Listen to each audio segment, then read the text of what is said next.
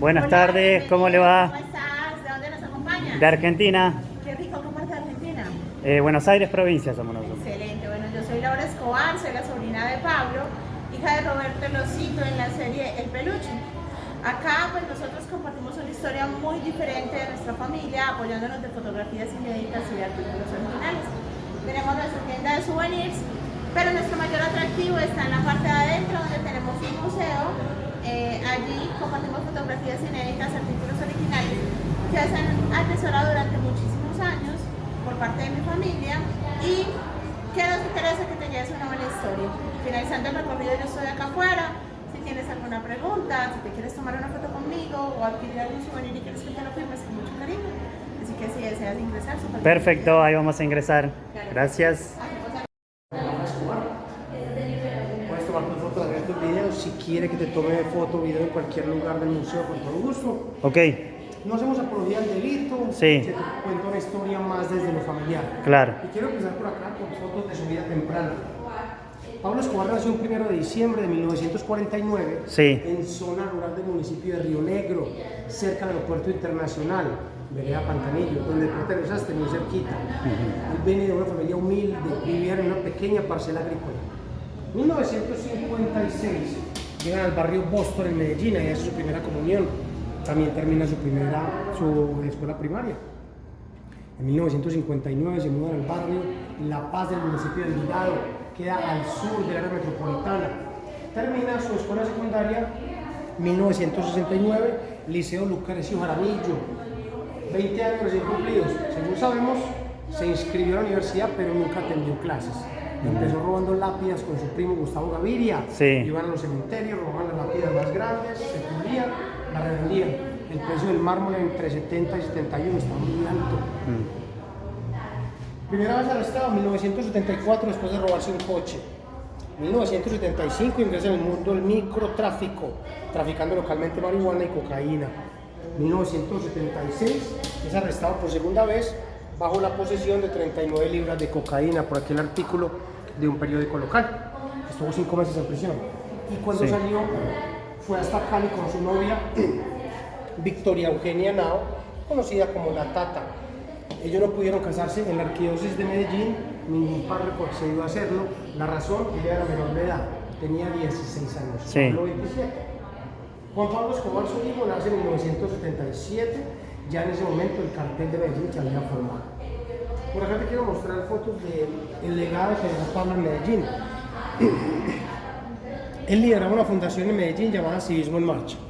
Esta fundación promovía para Medellín programas ecológicos, sociales y deportivos. El primer programa lo anuncia para la primavera de 1980. El programa ecológico plantó 30.000 árboles. Creo yo que es una de las razones por la que Medellín está verde. El segundo programa, el deportivo, construyó 33 canchas de fútbol, refaccionó canchas existentes que estaban abandonadas y las iluminó, y patrocinó academias para que los niños jugaran al fútbol. Y su último programa, el social.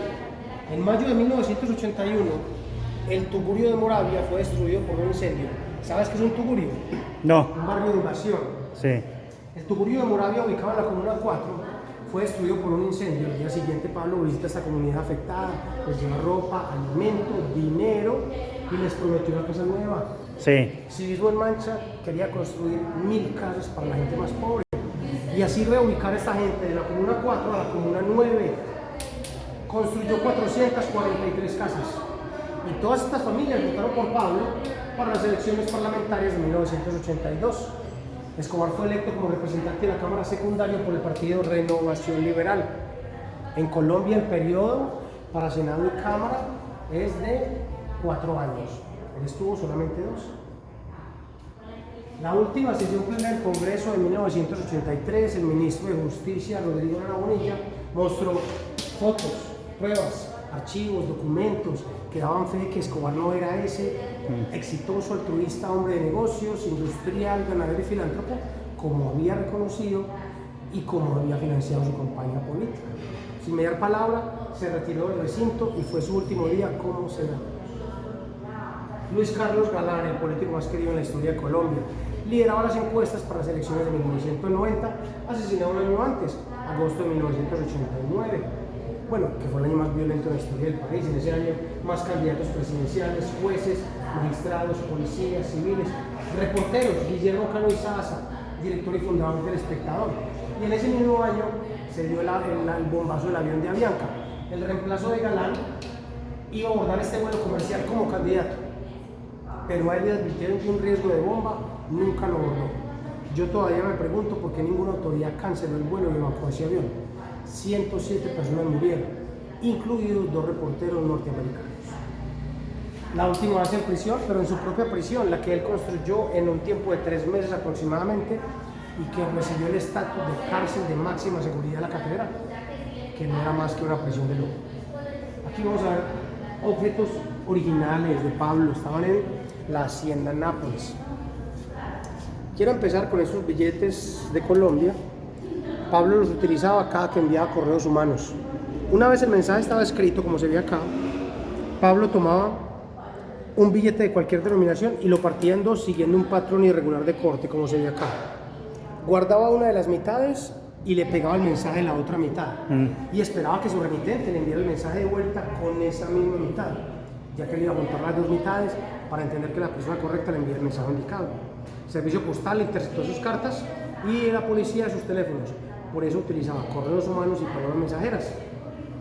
Equipos de comunicación de la vieja escuela, los famosos walkie-talkies y los conocidos busco o beepers. Los 2 pequeños cassettes son interceptaciones ilegales. Y aquí en esta hoja el contenido de esas interceptaciones. Se interceptó llamadas a Gilberto Rodríguez Orejuela, quien fue el líder del cártel de Cali, enemigo acérrimo de Pablo, junto con José Santa Cruz Luna. Toallas marcadas con el logo de la hacienda Nápoles. Huevos de avestruz de la hacienda también, que fue su propiedad más grande. Y aunque era una propiedad privada, el zoológico era abierto al público y los visitantes recibían un volante. Foto de casco de la policía militar original y fotos de su correría política 1982. Por aquí, más objetos originales. Quiero empezar con lo que está en la parte superior. En la parte superior derecha está el bautizo de Laura Escobar. Ahí están los papás de ella y Pablo como padrino de bautismo. En la parte superior izquierda, Laura y su hermano Nicolás saliendo de Chile. Ellos recibieron un ataque y más que ser protegidos por el gobierno de Chile, lo que hicieron fue prácticamente expulsarlos. Ellos estaban acompañando hasta el aeropuerto. Una boleta de permiso. Laura Escobar estaba visitando en ese momento a Carlos Mario Alzate Urquijo, conocido como el Arete en la serie El Candonga. Ellos son primos. Y de los lugartenientes que Pablo tuvo, ese único que queda vivo y hoy está en España. Pasaportes de Laura y de uno de los empleados también, que fue una conexión de una banda de Nueva York por 32 años. Aquí vamos a ver una llave y una tarjeta de propiedad de una de las narcotoyotas que utilizaban. Estos objetos de cuero que ven aquí, junto con otros que les voy a mostrar, los hizo Pablo a mano junto con los 12 apóstoles. Ellos, cuando estaban en la catedral, buscaban trabajar 3 días. Divino Niño de Atocha, de la región mexicana de Atocha. Segunda vez en prisión, Pablo recibe una pequeña estampita del Divino Niño. Según la tradición mexicana, al Divino Niño se le ofrece dinero o dulces y se le pide con devoción. Pablo estuvo 5 meses en prisión nomás y después de ello se volvió muy devoto del Divino Niño toda su vida. Aquí tenemos fotos de su familia. Doña Armilda Gaviria fue la mamá de Pablo, fue maestra en la institución educativa La Paz, del barrio La Paz, municipio de Envigado. Don Abel Escobar fue un hombre de campo, agricultor. Hermanos y hermanas, Roberto Escobar, papá de Laura, fue el único miembro de la familia que hizo parte del cartel. El resto de hermanos y hermanas completamente al margen. Aquí está doña Gloria, doña Alba Marina, quien nos visitó ayer, estuvo filmando libros y tomándose fotos con los turistas. Argemiro, quien no le gusta figurar, y Luz María. Luis Fernando era el niño. Pablo le dio un carro nuevo para Navidad del 77. Esa misma noche muere en un accidente con su novia Piedad. Tenía 19 años, era el niño de la familia. Teresa Vergara, la nana. Ella fue muy buena amiga de la familia y fue quien cuidó a los niños mientras los papás trabajaban. Aquí tenemos a Manuela Escobar. Esto fue en Ciudad de Panamá, 1984. El dictador panameño Manuel Antonio Noriega fue importante aliado de Pablo y buen amigo. Y cuando empieza la guerra entre el gobierno y los cárteles, después de estallar la primera bomba en el 84, Pablo sale con su esposa en embarazo y su pequeño hijo para Ciudad de Panamá. Y por eso Manuelita nació ya en 1984. ¿Habías escuchado la palabra caleta? Sí. Bueno, Sí, pues ya es vimos una la serie. caleta de emergencia. Aparentemente es una fuente de poder, es un tomacorriente que va dentro del zócalo, pero no lo es, amigo. Es una caleta de emergencia. Estas caletas estaban estratégicamente ubicadas en los edificios donde ellos vivían. Este era el cajero electrónico de la familia. Pablo enviaba a su gente de confianza para siempre tener las caletas de emergencias con dinero y un arma pequeña en caso de ser necesario. La familia no tenía que pedir dinero, simplemente acudir a las caletas de emergencia. Ahí había dinero suficiente para toda la familia. Porque la caja fuerte tenía un acceso muy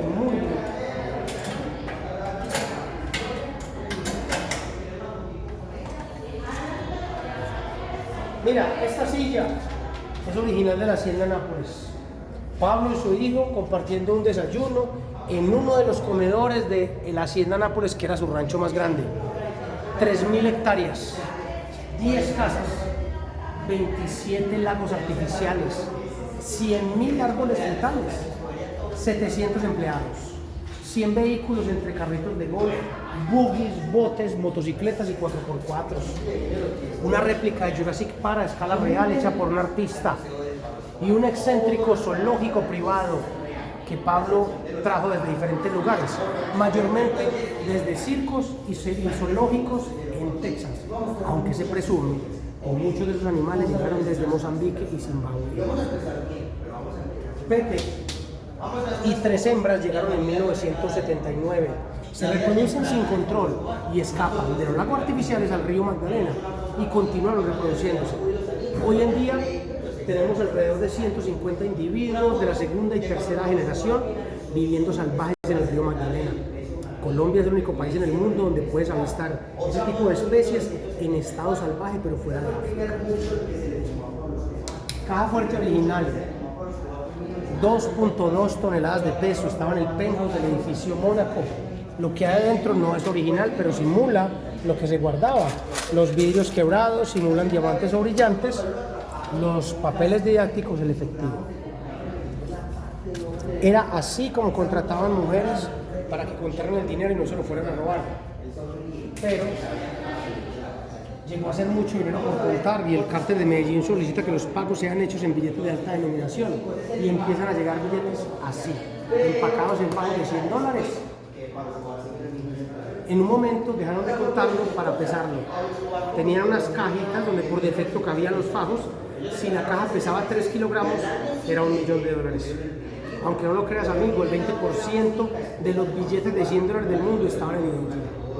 Y el Tesoro de Estados Unidos encontró faltante en sus billetes de $100. Estaban todos en Medellín.